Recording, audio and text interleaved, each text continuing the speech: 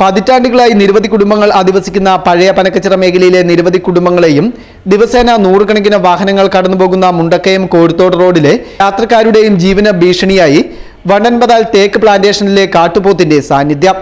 ഒട്ടുമിക്ക ദിവസങ്ങളിലും കാട്ടുപോത്തുകൾ കൂട്ടമായി ജനവാസ മേഖലയിൽ ഇറങ്ങുന്നത് ആശങ്കയോടെയാണ് പ്രദേശവാസികൾ കാണുന്നത്.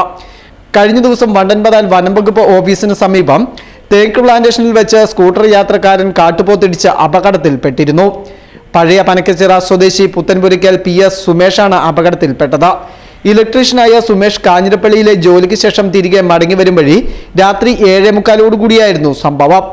അമിത വേഗത്തിൽ റോഡ് മുറിച്ചു കിടന്ന കാട്ടുപോത്ത് സുമേഷിന്റെ സ്കൂട്ടറിൽ തട്ടുകയായിരുന്നു. മറ്റൊരു വാഹനത്തിലെത്തിയ യാത്രക്കാരാണ് അപകടത്തിൽ പരിക്കേറ്റ സുമേഷിനെ വീട്ടിലെത്തിച്ചത്. പിന്നീട് സുഹൃത്തുക്കളുടെ സഹായത്തോടെ ആശുപത്രിയിൽ ചികിത്സ തേടുകയായിരുന്നു. അപകടത്തിൽ സുമേഷിന്റെ തോളലിന് പൊട്ടലും കൈവിരലിന് ഒടിവുമുണ്ട്. ഭാഗ്യം കൊണ്ട് മാത്രമാണ് തന്റെ ജീവൻ തിരിച്ചു കിട്ടിയതെന്ന് സുമേഷ് പറയുന്നു. പണിയും ജോലിയും കഴിഞ്ഞ് ഒരു 7:45 കാണും. ആ സമയത്താണ് വരുന്നത്. വന്നപ്പോഴാണിത് പ്രതീക്ഷിക്കാതെ മേളിൽ നിന്ന് എടുത്ത് ചാടുകയായിരുന്നു. അപ്പോൾ പെട്ടെന്ന് ഞാൻ ഈ വണ്ടി വെട്ടിച്ചുകൊണ്ട് എൻ്റെ വണ്ടിയുടെ സൈഡിൽ തട്ടി ഞാൻ മറിഞ്ഞു വീഴുകയത്. അന്നേരം എൻ്റെ വണ്ടി ചാടി അത് അപ്പുറത്തോട്ട് ചാടി പോയത്. അപ്പോൾ അത് തൊട്ട് പുറകിന് വന്ന ആൾക്കാരാണ് എന്നെ രക്ഷിച്ചത്. അതിനകത്തൊരു പോലീസുകാരനുണ്ടായിരുന്നു. പുള്ളിക്കാരനാണ് എന്നെ കൊണ്ടുപോയി ആശുപത്രി. പിന്നെ പെരുവന്താനം പഴയ പഞ്ചായത്ത് പ്രസിഡൻറ്റിൻ്റെ മകന് വിളിക്കാനുണ്ട്. പുള്ളിക്കാരൻ സ്മിജു, പുള്ളിക്കാരനും കൂട്ടുകാരും എല്ലാവരും കൂടെ വന്നാണ് ഹോസ്പിറ്റലിൽ കൊണ്ടുപോയതും മറ്റുള്ള കാര്യങ്ങളെല്ലാം ചെയ്തു തന്നത്. പോത്തിൻ്റെ ശല്യം വ്യാപകമായിട്ടുണ്ട്. മിക്ക ദിവസവും കാണാം. പകൽ നമ്മൾ വരുന്ന വഴിക്കൊക്കെ 2-3 പ്രാവശ്യം കണ്ടിട്ടുണ്ട്. ഞാൻ എൻ്റെ കുഞ്ഞിനെയും കൊണ്ട് സ്കൂളിൽ ട്യൂഷന് കൊണ്ടുപോകുന്ന സമയത്തും ഇതിനെ വഴിക്ക് വെച്ച് കണ്ടിട്ടുണ്ട്. അതുകൊണ്ട് നമ്മൾ ശ്രദ്ധിച്ചാൽ എപ്പോഴും വന്നുകൊണ്ടിരുന്നത്. ഇതിപ്പോൾ പ്രതീക്ഷിക്കാതെ പറ്റിയൊരു ഇതാണ്. കൈക്ക് ഒടിവുണ്ട്. പിന്നെ തോളൽ പൊട്ടിയിട്ടുണ്ട്. ദേഹത്ത് ഉള്ള മുറിവുകളുണ്ട്.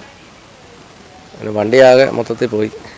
2 ദിവസം മുമ്പ് 5ഓളം കാട്ടുപോത്തുകൾ പ്രധാന റോഡ് മുറിച്ചു കിടക്കുന്നതിന്റെ ദൃശ്യങ്ങൾ സോഷ്യൽ മീഡിയയിൽ വ്യാപകമായി പ്രചരിക്കുന്നുണ്ട്. 2 മാസങ്ങൾക്ക് മുമ്പ് ഇതേ ഭാഗത്ത് തന്നെ ചത്ത നിലയിൽ കാട്ടുപോത്തിനെ കണ്ടിരുന്നു. പോത്തുകൾ തമ്മിലുണ്ടായ സംഘടനത്തിൽ പരിക്കേറ്റതാണ് പോത്തു ചാകുവാൻ കാരണമെന്നാണ് വനം വകുപ്പിന്റെ വിശദീകരണം.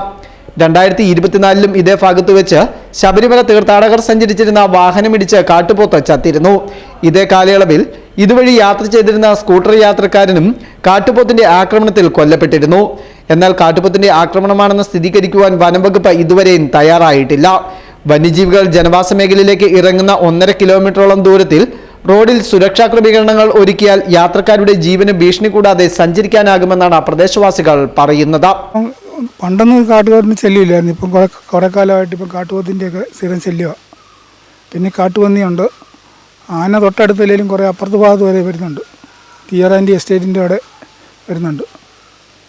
അങ്ങനെ നേരമൊക്കെ ഇങ്ങനെ റോഡേക്ക് ഇറങ്ങി പോകണമെങ്കിൽ പേടിക്കാനുണ്ട്. ഇപ്പോൾ റോഡേ നമ്മളങ്ങ് പോകുമ്പോഴേ അവിടെയൊക്കെ മൊത്തം ചുറ്റി കൂപ്പല്ലേ പോകുന്ന വഴിയിലൊക്കെ ഇറങ്ങി നിന്ന് നമുക്ക് കാണാൻ പറ്റിയല്ല. അങ്ങനെയൊക്കെ ശല്യങ്ങളുണ്ട്. Festoon news, Mundakayam.